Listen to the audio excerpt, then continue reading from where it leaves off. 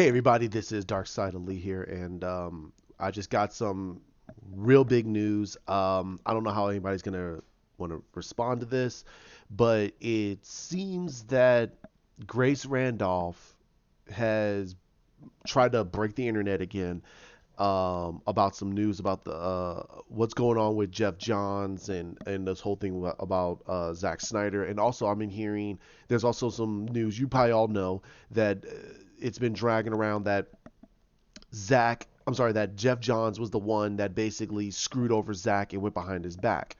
Now I want to go back without having to do some rhymes here. I'm sorry. I want to go back to one of the videos I did before, and I said this. I said that go back to the timeline.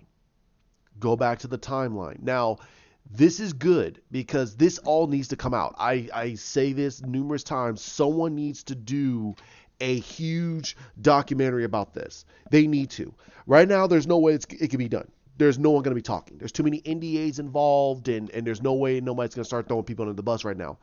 But this needs to be talked about. This is something that's very huge that needs to be talked about, and Jeff Johns needs to own up that he messed everyone over. He that this was not the thing that they wanted to do. They should have just allowed Zack to do his movie and then take and literally cannibalize what was built and utilize that for a universe. Now, I've been getting numerous people on my channels talking about that Zack was building a universe. Zack was building a universe. No, he was not building a cinematic universe. He was doing a 5-part movie and he was going to walk away. You can't build a universe off of 5 movies.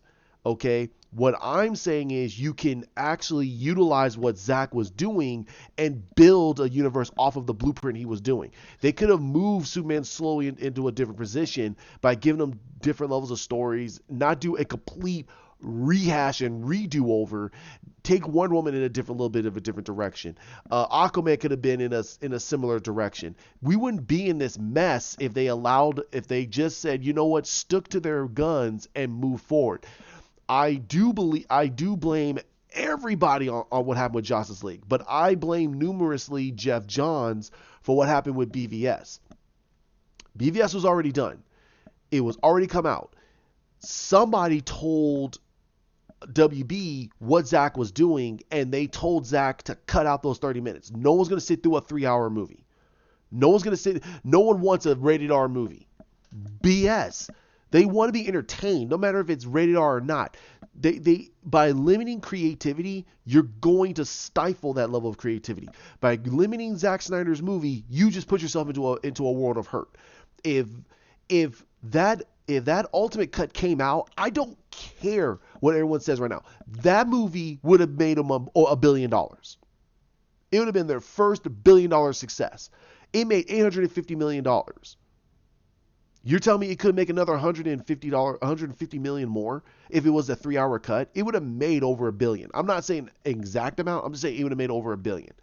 Now, Jeff Johns comes out and starts talking about this hope and optimism nonsense and doesn't realize what the heck was going on in Man of Steel. What was going on in BVS? You're watching Batman do things that should disturb you. It is supposed to disturb you. But he got a redemption. He became the Batman. He realized, oh my God, I'm about to kill a person in cold blood for no reason. And everyone's biggest gripe is, oh, he shot and blew up those cars. He did this. So what? This is an angry, bitter Batman who doesn't care. No one had a problem with Michael Keaton's version putting a bomb inside of a dude's pants and throwing him down into a laundry chute and blows up. No one had a problem with that because it was cartoony. No one had a problem in Batman Forever where Two-Face had a gun to both Batman and Robin and a chase. And Batman said, hey, you always make a decision with a coin. Oh, yes, Bruce. He threw the coin, and Batman threw coins in the air. He's going, oh, and he fell to his death. Could have saved him. He didn't. Didn't save the guy. He also allowed Two-Face's men to slam into a wall and blow themselves up. Oh, yeah, they got out. Yeah, no one had a problem with it. No one had a problem. People had a little bit of a problem when Batman allowed Ra's al Ghul to die. He still let him. He still killed him. He said, "I don't have to save you, but that means I don't have to save you. I'm not going to kill you, but that doesn't mean I have to save you." You let the man die. He let the man die. So not many people had a problem with it. I had a little bit of a problem with it. I was like, wait a minute, that makes no sense. He should have saved his life. It threw him in jail. So what was the problem with this version of Batman? Oh, that's right, because everyone had the assumption because of film medias, because of TV show medias, all the medias were sitting there saying Zack Snyder's going to build his universe. We got a Batman. We're going to have a gigantic universe. Batman, Superman, universe, cinematic universe. Oh, they're going to compete with Marvel. They were the ones that got in your heads that they were going to do a cinematic universe. Zack Snyder never said a damn word about it. They didn't call it a DCEU. We called it the DCEU. But a lot of us already wanted just to see what Zack Snyder was going to create, and then they could have slowly moved in whatever direction they wanted to. Let the man finish his movies, and we would have been perfectly fine with what they're going to do later on. It would have made more sense. He was building the blueprints. So no, Zack was not building a universe. Stop with that, because it would have made no sense. It makes no sense. Zack never said that.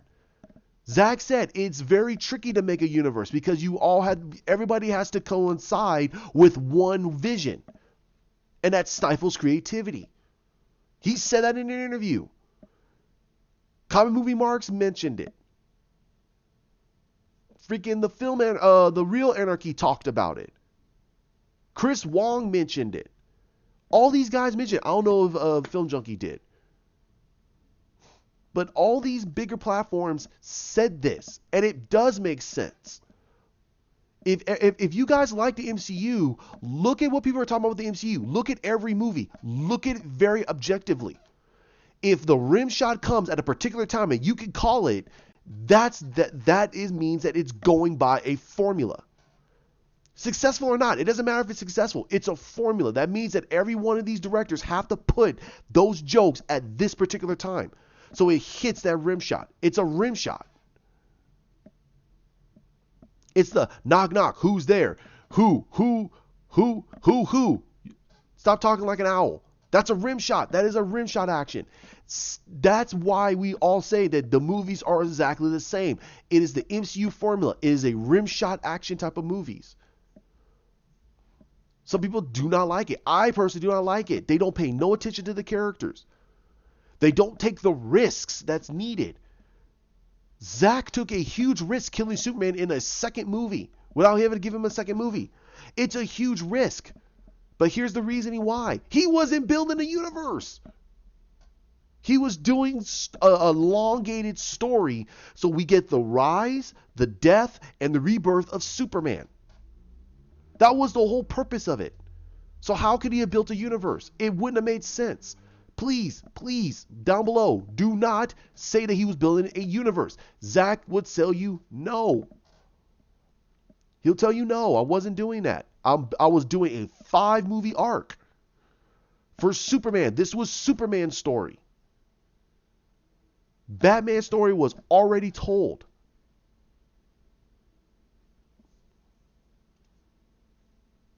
So please,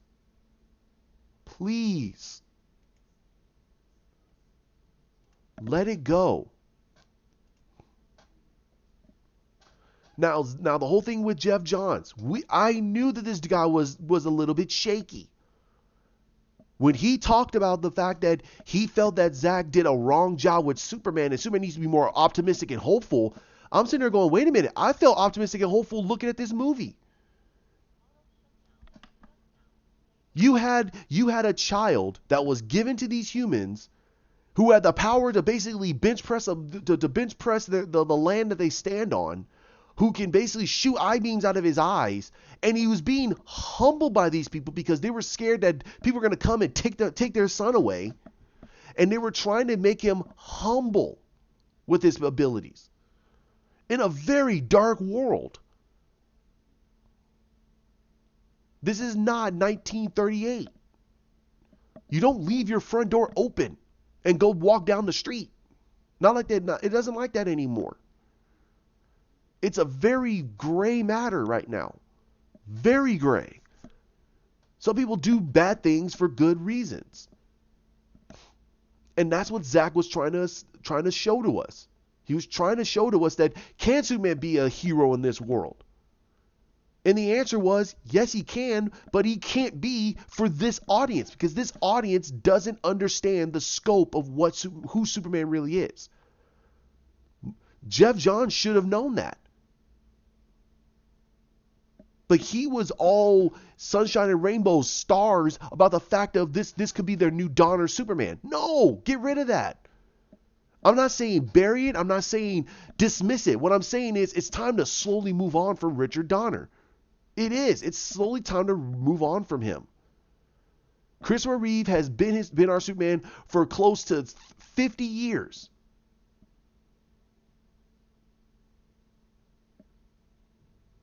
No, I'm sorry, 40 years. He's been our Superman for a little over 40 years now. I think it's time for us. I really think it's time for us to literally let it go. Let it go. Move on just a little bit. I'm not saying forget Christopher Reeve. I'm not saying forget Richard Donner. But I'm saying is that level of writing, that corniness cannot hold up in today's society. It will be laughed at. You could try to make it relevant, but you can't. It's impossible.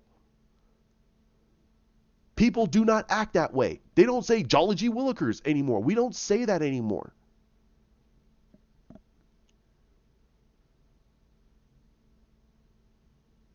It's not a simpler time like it was back in 1977.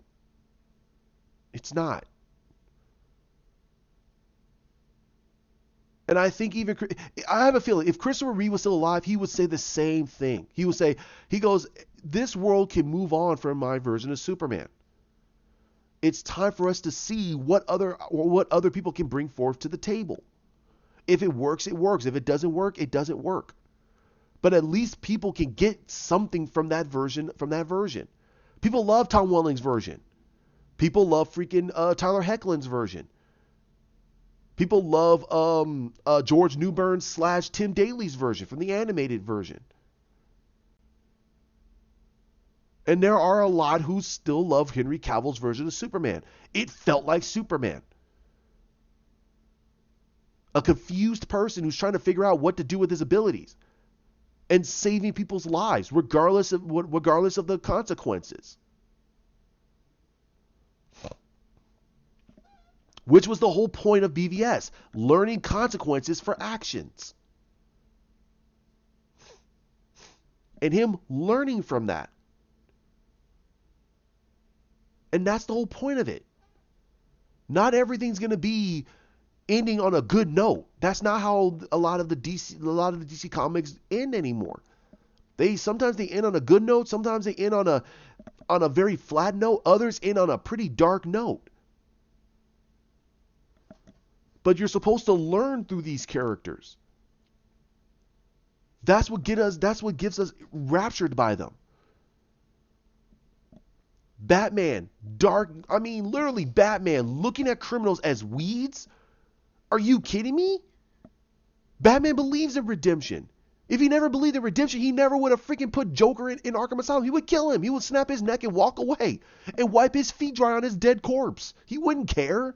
The dude is a killer. End of story. Harley Quinn, she never would have lived. He would have killed her. He would have murdered her. And I'm tired of that. So please, that's why I'm saying we need to be a little bit more diplomatic in all of this. We need to be a little bit more patient because we're going to win this fight now. Geoff Johns, I'm not saying that this guy needs to be kicked out of Hollywood. I'm not saying that he needs to be ostracized by the fans. No, the guy's a great visionary comic book writer. The major problem with him is he needs to be humbled. And I think that he has been humbled. But we shouldn't yell at him. We shouldn't irate at him. We shouldn't throw cans or bricks or tomatoes at him. No. Just say, hey, man, you messed up. Own up to it, please. Be an adult. You wrote Flashpoint as the darkest Flash story we have ever seen in our lives.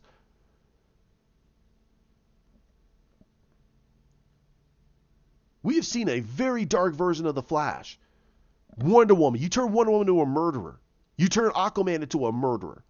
You turn Superman into a shell of his former self. You turn Batman into basically a drugged out killer with a gun. A lot of people love that version of Flashpoint Batman because it's Thomas Wayne. It's a different version of Bruce Wayne. It's a different version of Batman.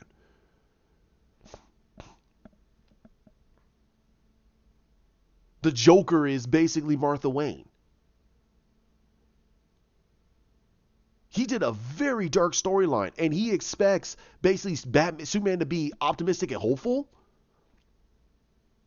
It's an arc. Zack was never, ever, ever, ever going to keep him that way. Never. Never. In almost all of his movies, I mean, the only movie I saw that ended on there's only a couple movies that ended on a dark note. Dawn of the Dead ended on a dark note, and so did 300. We knew the end of that movie. They were all going to die. We knew that. Watchmen ended on a pretty messed up note.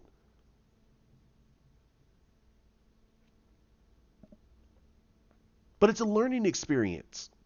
The Owls of Gaul was a phenomenal movie. It was an uplifting movie. You should go watch it.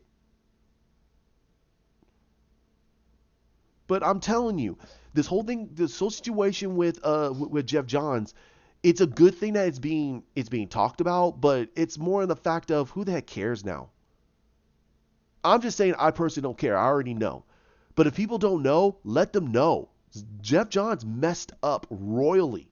And it's not because of Justice League. It's because of BVS. Remember, he came in as the COO, the CCO of DC Comics. He had the same job as Jim Lee. And he was talkative on all the movies. He's the one that basically did not like what Zack Snyder did with Superman. He's the one who talked in the ear to the producers when he was doing BVS. He was the one that rewrote all of the third act of Wonder Woman. That's what we heard. Because he wanted to go this hope and optimism route, and it made it more and more like it was basically the MCU.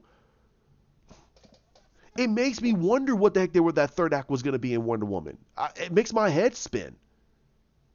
What the heck was Patty going to do in a final battle between Ares and Wonder Woman? It boggles me. Ares being like Magneto and throwing things at her? What the heck is this? That's not Ares. Ares is a fighter. He's a warrior. Fighting against another warrior. It's the dumbest thing I've ever seen in my life. He rewrote that nonsense. He thought it'd be cool.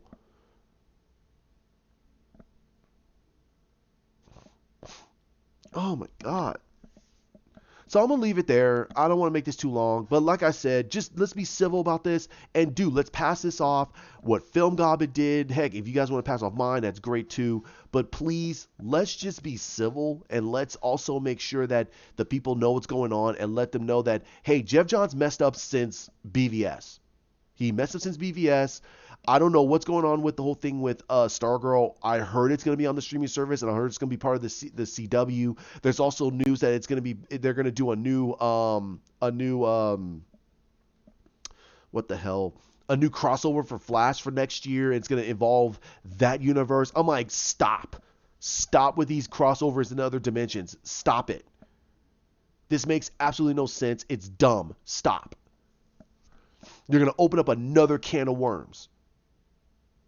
You're going to mess everything up by trying to give us all these. No, you have all this new untapped potential you got with this new prime Earth. Why don't you do that now? Stick on one Earth. Stop going to different Earths. It's boring now because you can't grasp the major scope now. Who's gonna be bigger than freaking who in the heck is gonna be bigger than freaking than the Anti-Monitor? The only thing I can think of is Darkseid. It's gonna be Darkseid. And they're gonna mess that up too. It's gonna be a laughing stock. I don't want CW touching Darkseid. They don't know what to do with that character. They're gonna make him a puff of smoke like they did in freaking Smallville. I don't want that.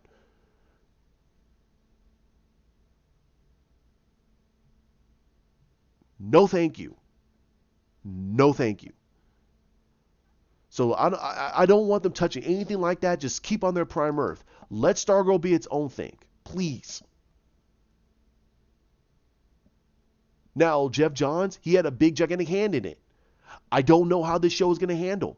He personally picked the girl to become Stargirl. He personally picked her. That's what I heard. I don't know if it's true. I heard that he personally picked this girl to be the helm of Stargirl. I've seen some of the pictures and it looks horrendous. A female black Wildcat. Why? I don't know who the kid is gonna play as Dr. Midnight. They could have went with a black dude because I think he was black dude. I think he was a black dude at one point too. I'd have been fine with that because it was originally a black. He was originally a white dude and became a black dude. Perfectly fine. Let's move on, please.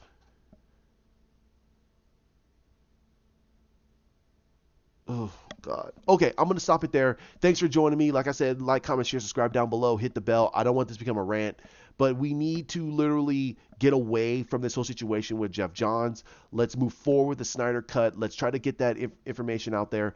Also, yes, in a way, yes. Let's also talk about what Geoff Johns did. He did screw over Zack Snyder. He did screw us over as an audience. He was trying to become their new Kevin Feige, but it fell flat in his face because he didn't understand what the fans really wanted, and he should have moved forward with Zack Snyder's vision, and then what direction they want to do after Justice League. That's what they could have done. It would have been a lot. It would have been a saver for them. It would have saved them a lot of time, a lot of stress. But nope, they gave us this, and now they're in a big gigantic strait. They don't know what to do. So let's see what they do further. Let's get that Snyder Cut on HBO Max or the streaming service. I hope it comes on the streaming service also. I am not trying to afford HBO Max just to watch the Snyder Cut. I'm sorry. Right now, I gotta worry about putting a roof over my head. So thanks for joining me. You guys have a great one, okay? Bye.